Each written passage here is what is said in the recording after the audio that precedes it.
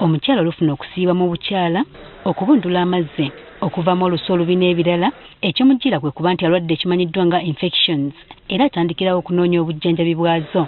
Okusinziira ku Dr. Badru Matovu okuva ku ddwaliro e Kibuli wamu ne Dr. Musa Sekikubo okuva ku ddwaliro ekkulu e Mulago, ekigambo infections abantu bakikozesa bubi, naddala abo abakituuma obulwadde.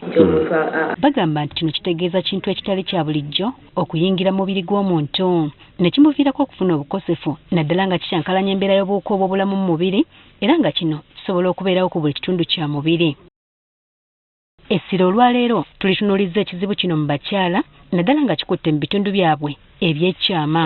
Obulwadde oba embeera eno eya infections mu bakyala bulimu ebika eby'enjawulo yadde nga byonna biruma mu kifo kye kimu. Vagina esobola okulwala virus, osobola okulwala bacteria ng'olina bacteria mu virus n'owunya ng'alina ebyennyanja n'owunya ng'alina ki.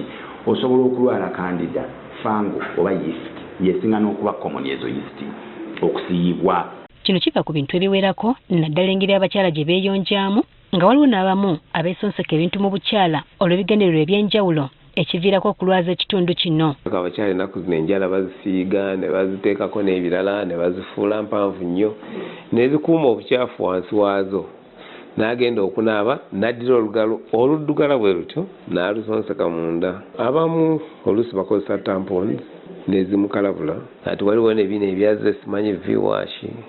Abamu ngo balina eddagala egganda lye bagenda ku nsiko ne banoga simanyi n'erifunza simanyi n'erigazira simanyi n'eryongeramu naye oli agenze n'anoga eddagala anoze omuddo ogumeze ku ttaka ettaka erisingamu bacteria.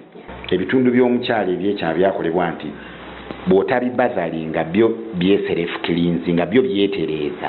Abalala mbu baddira amalusu ate ne bagateeka mu bukyala. Amalusu gali alkaline. Obukyala bulina kuba bulamu nga buli acidic. Bw'ate oteeka alkaline mu acid oneutralizinga ki acid. You cannot get away from infection. Mbu waliwo n'abakyala abalala abakozesa toilet papers. N'aroolinga toilet paper n'amuteeka mu mpale. Nejjuga toilet paper abadde ku mudaala. You are picking very contaminated things and putting them in an area that is prone to infection. Abamu bye bakozesa nti ate bagenda ne medicated wipes. The wipes are medicated and they are disturbing the environment. Balumiriza nti n'abakyala abamu tebeeyonja kimala nga bagenze mu kaabuyonjo, ekintu ekyanguyiriza obuwuka buno okuva mu bubi ate ne buyingira mu bukyala okakkana nga bulwadde. Olw'ekikula ky'abakyala nti bali exposed wantu wabeera moist buli ssaawa, anasi ne vagina byerinaanye, so all the time E. coli bacteria abaava eno mu pupu nga jeno maaso, especially abakyala abatatwala mazzi mu ttooyi. They are never clean down there. Ne bwakozesa tipi emirundi 2 era ka bacteria kasigala waawo. Olutambulamu katono, the distance is very small.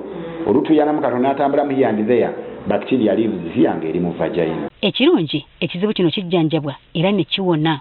Okusinziira ku basawo, enzijjanjaba yakyo esinziira ku kika omuntu ky'alina wadde nga waliwo n'enzijjanjaba y'ekika ekimu ate ayinza okuviirako okubalukawo okw'ekika ekirala. To make things worse, obujjanjabi bwa bacteria mu bukyala ate buviirako omukyala okulwala yeast infection oba buwaseninga yeast ki infection. Ebimu ebisinga okuleeta infection ezo ez'okusiibwa mu bakyala kubeera nti abasirikale b'omu bukyala omukyala aboonoonye ebintu bingi ebireeta abasirikale abo okwonooneka naye nga n'ekimu ku byo kumira nnyo antibiotics. Ezino eddagala ligenda ne litta obuwuka Katonda bwe yakuteekamu mu bukyala bukuuma obukyala nga bulamu. N'abasawo bennyini mbu nabo basobola obutamanya kyakukola naddala waliwo balemererwa okwawula obuwuka buno nawa we bukwata. Vagina ne urinary system byanjawulo. They are very different systems. Tuweza kubeera ng'ongamba olina ebikuvaamu biwunya bubi ng'ebyennyanja biwunya bwe biti bya green ate n'ongamba olina UTI. Omusawo yakujjanjaba n'akugamba olina ki UTI. Waliwo n'endwadde endala ezikwata abakyala kyokka bo ne bakola gumu gwa kwejjanjaba infections. Cancers. Abakyala bazze nnyo wano nga bawooza balina infection ezitakuma. Ogenda omukebera ng'alina cancer wa vulva, alina cancer wa vagina, alina cancer wa cervix. Yawooza alina ki infection naye ng'omusawo tatunulangayo. Wabula abasawo basambaza ekyabakyala okwekwasanga abasajja okubasomboolera endwadde zino. Infection gy'ojjanjaba ggwe ne mwami wo oba ggwe ne mukyalawo erina kubanga STD, sexual transmitted, kiba kitegeeza omu ku mmwe waliwo eyagireese. So tomala gava erigere bolinga nti nze nina STD wagijjawa. Era bwe tuba tujjanjaba STD enzijanjaba yanjawulo tulina kye bayita contact tracing. Onakkatiriza nti abasajja tebakwatibwa ebirwadde bino ebisinga okuggyako abo abatali batalirire.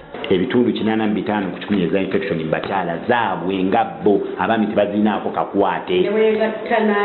Aha, temukwata naddala kandida oyo obulwadde bw'abakyala. Okuggyako omwami nga si mukomole yasobola okulwala kandida. Naye omusajja omukomole tayinza kutambuza kandida mujjano omutwala wali no kandida ayagala wantu wali moist. Ekizibu kino kitawanya nnyo abakyala ensangi zino, kale ng'okukyerinda balina kwekwata amagezi abakugu ge baba bawadde. Jennifer Kabale, Agafeeyo ku Spark TV.